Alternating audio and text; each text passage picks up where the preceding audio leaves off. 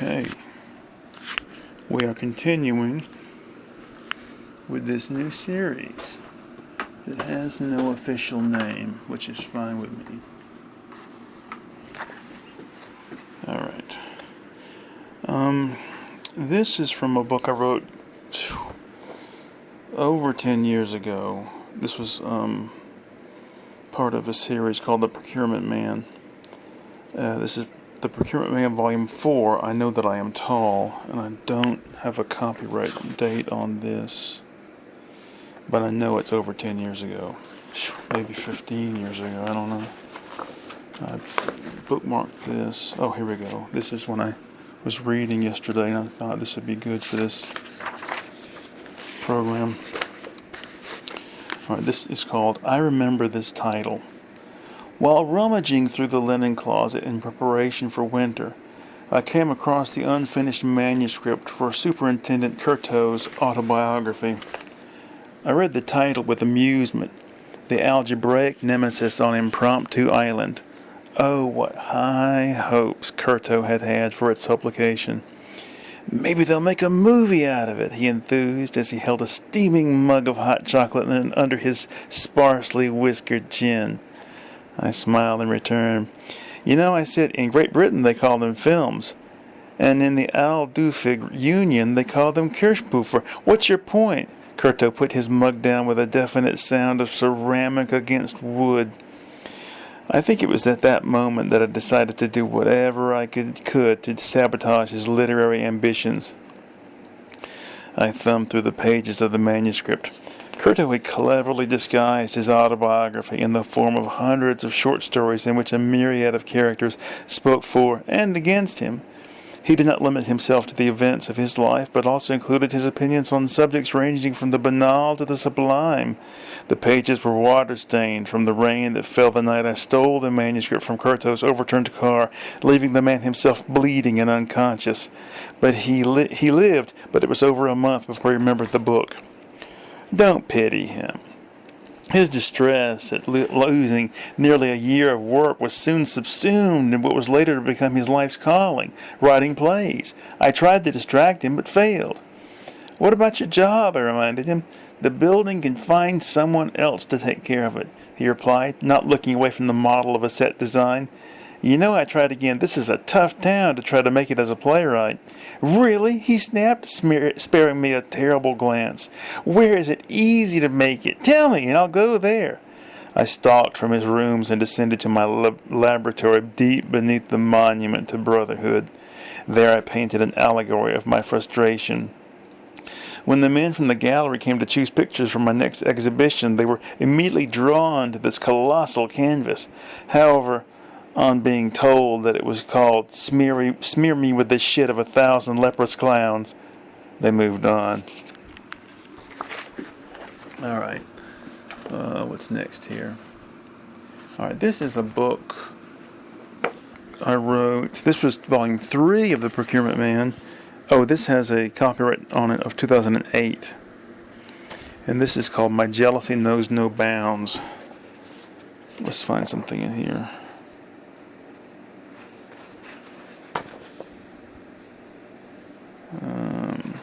I have not read this in years. There's no telling what's in here. Okay, let's see here. This is called Nostalgia for the Checkerboard Dragon.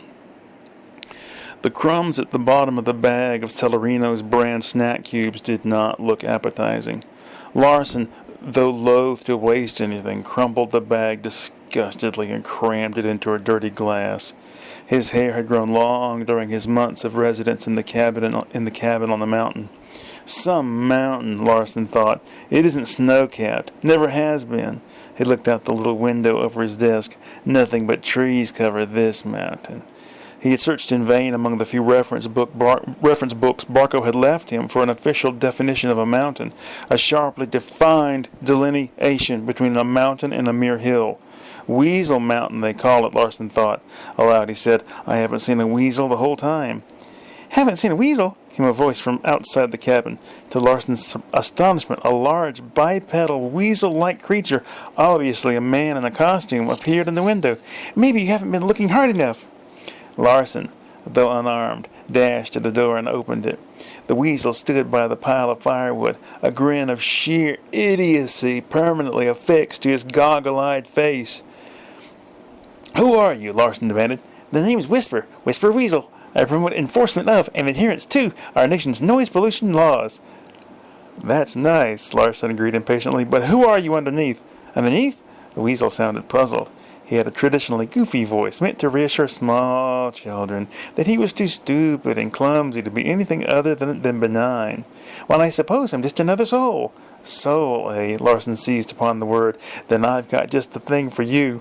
He re-entered the cabin and snatched up the wrought iron poker by the fireplace. Stepping back outside with the poker held high, he saw nothing. No 7-foot-tall weasel. He circled the cabin but found nothing. "I know he was here," he said to himself. Here are the prints of his big feet." He spent nearly an hour looking around while down in the valley below preparations were made for that evening's rock concert. Alright, this next one is from a book called Return to Goat Valley. This one also is copyrighted 2008. This is volume 2 of The Procurement Man. Okay. Let's see what's in here. Yeah, let's read one that has... See, these were all written under the pseudonym Toadsgebode. And I dropped that eventually because the character in the books, the main character in the books, is also Toadsgebode. So it's like the Nom de Plume is writing about itself. And it got to be too much after a while, so I just did away with it and went back to my birth name.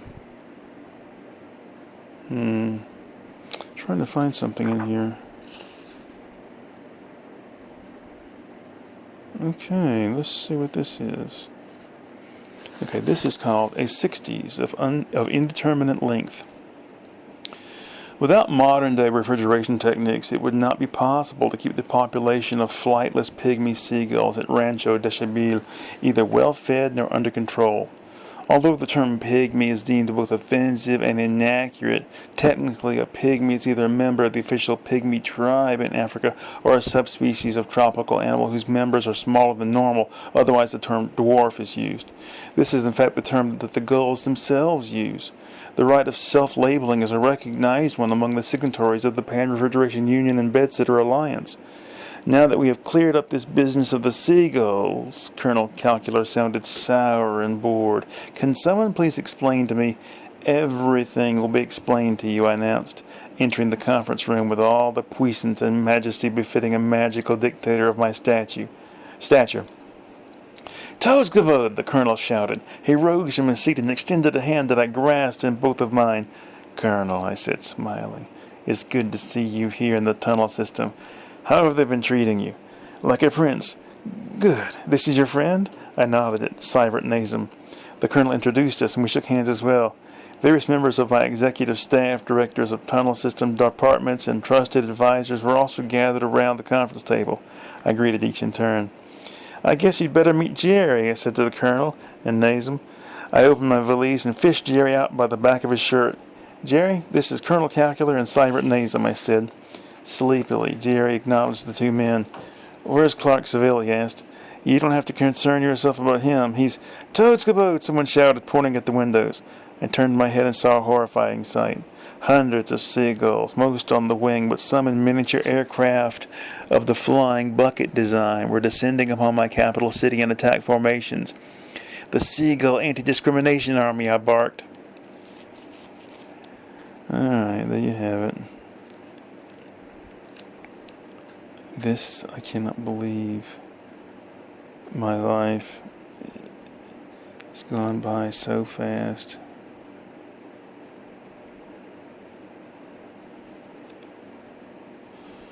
I don't remember writing that. I don't remember anything about it.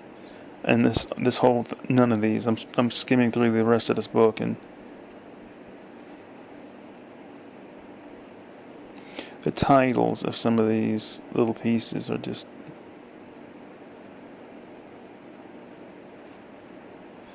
Okay, I guess I'm done here. I will see you guys later. Thanks.